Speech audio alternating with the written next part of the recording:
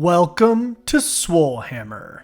With Warcry 2.0 aka Heart of Gur fully in swing now, it's a really exciting time to be into war games. While these new models are cool, it must be said all the old ones are available in Age of Sigmar, and now with the rules for the new Warcry Warbands available in Sigmar, it's time to get that crossover and see what value these models might have on a bigger playing field. Also, I just really like to promote people playing multiple games if possible. If you have these Warcry models, try them in Age of Sigmar. Or if you got them for Age of Sigmar, try them in Warcry. Either way, we're going to go over these rules and see which ones might fit into your future army lists. Starting off with my preferred warband from the new Heart of Gur box, the Rottmeier Creed.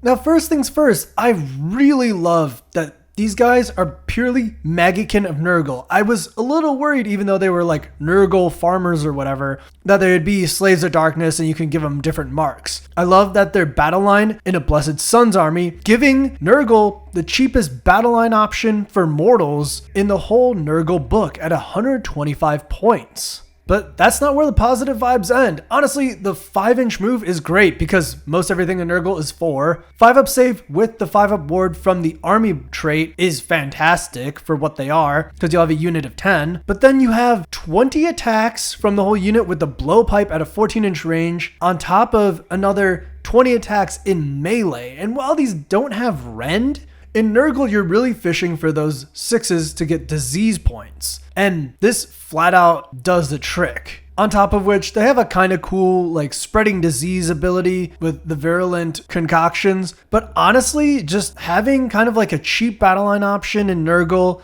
with a crap ton of attacks, I am absolutely flabbergasted, but also just pleasantly surprised.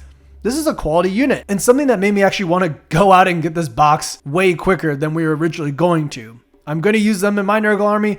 I hope you do too. Now on to the other half of the Heart of Gur box, Horns of Hashit. While these guys are very cheap battle line again in Slaves of Darkness for 100 points, for 10 models, not bad. 4-up save, also not bad.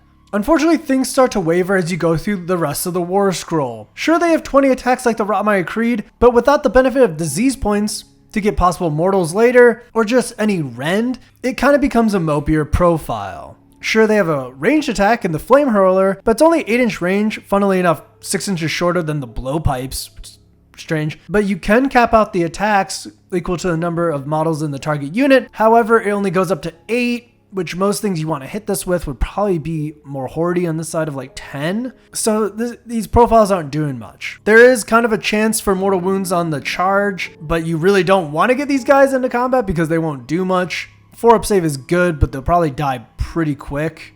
Honestly, more fun for flavor if you like the models. Sure, use them. They're cheap battle line. However, I'm not really sold on them. It doesn't help that I kind of have a gripe against these models. When they were revealed, I was like, Hashit. Oh, they're not Chaos Dwarves. Okay, interest kind of wavered from there. On the other hand, if you're looking for a Slaves of Darkness battle line, holy crap, the Chaos Legioneers are sweet.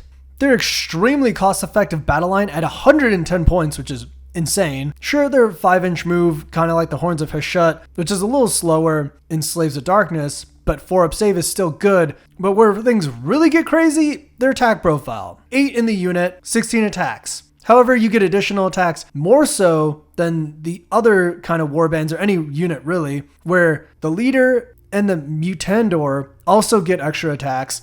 And then 3 in the 8 models in the unit also do flat 2 damage. On top of a decent 3-hit and 4-to-wound profile, they're -1 rend, which is really good. But if you're wholly within 12 of Be'lakor, you just add 1 to wound rolls for attacks made by this unit, so they're hitting on 3s and 3s, which is really sweet.